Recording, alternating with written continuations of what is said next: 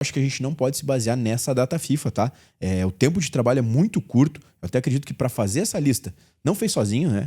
Teve contribuição de quem já estava aí. Então, essa data FIFA, a gente não pode se basear. Às vezes pode ter resultado negativo, pode não ser a melhor da data FIFA, mas é aceitável. A partir da próxima, a gente já começa a ter um olho melhor em questão de cobrança, digamos. Com certeza. Né? E assim, você fala da adaptação e lógico, né? Ele se destaca muito por isso e ele dá entrevista falando sobre isso, né? Não tem um esquema. Assim, eu acho que tudo que o Ancelotti tem no futebol é impossível a gente olhar para um esquema que ele monta e não encontrar o mesmo esquema na carreira dele, né? Não é que beleza, ele tem um ideal e que ele vai seguir esse único ideal para sempre. Não é isso. Ele fala que não é isso. Agora, você pensa nas possibilidades, ele nessa resposta fala, né? Meu time vai ser se eu tiver o Richarlison, um 9 de ataque à última linha.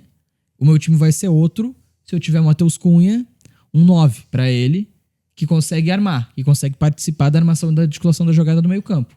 O time vai ser um com o Richarlison, vai ser outro com o Matheus Cunha. Então por isso que ele não Mas tem aí ficou esquema. nítido que o Cunha disputa a posição com o Richarlison. Exatamente. Né? E fica nítido também que ele vai usar o Real Madrid das 2 últimas temporadas para emular na seleção brasileira. O Cunha é o Bellingham, digamos. O Cunha guardadas na função do Bellingham. Exato. Mas o Cunha para fazer o que fazia o Bellingham há 2 temporadas, na temporada europeia, né? E o Richarlison para fazer o que fazia o Mbappé. Né? Esse 9 de movimentação, esse 9 de ataque à última linha, né? E aí você pensa, beleza, o Vinícius é o ponto esquerdo do Real Madrid, isso não muda, né? Aí você tem o Richarlison, que é ponto esquerda no Tottenham, mas que vai ser centroavante no Brasil. Você lembra de alguém que era ponta esquerda e se tornou centroavante no Real Madrid? O Mbappé. Achei que você ia falar o Cristiano Ronaldo, né? Também, porque, pode ser, mas não com o Ancelotti. Também, né? Sim.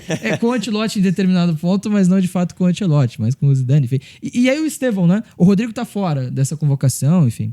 O Estevão passa a jogar no Palmeiras como um segundo atacante. O Rodrigo no Real Madrid ficou conhecido por não ser de fato um ponta-direita, mas um cara que circula. Um cara que consegue muito mais participar de outros momentos do campo do que ficar só aberto na direita.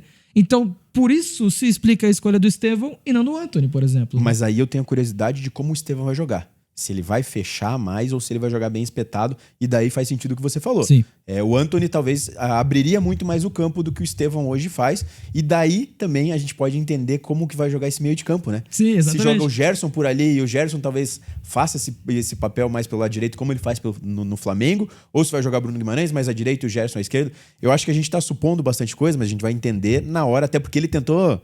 Os treinos não foram muito divulgados, né? Será que foi mistério ou será que foi ele, não sabendo mesmo o que fazer ali, porque tem muita gente nova, né? Tanto que a primeira prévia saiu com Andrei Santos Pereira. e Andrés Pereira em vez de Bruno Guimarães e Gerson, né? Depois mudou. Cara, a questão que a gente tá com o campinho na tela aí pro pessoal acompanhar também, né? Eu acho, tá? Se fosse pra dar um chute aí, Bruno Guimarães pelo lado esquerdo, Gerson pelo lado direito. Até pra você ter esse encaixe aí, de repente, deles atacando o famoso meio espaço que a gente adora falar aqui, né? É verdade. No Fominhas, porque... O tatiquez desnecessário, né? O tatiquez desnecessário. O espaço entre o zagueiro e o lateral adversário. O espaço entre o lateral e o zagueiro, né? Que é esse meia infiltrando, né? Só que ao mesmo tempo, daí se o Gerson joga pela direita, você vai ter 2 jogadores canhotos pela direita e 2 jogadores destros pela esquerda. Verdade. Tem que entender o... Aí você tem que ter o Wanderson ultrapassando, né? E o Alexandre não vai ser um cara que vai ultrapassar tanto. Mas no Flamengo ele tem ultrapassado bastante.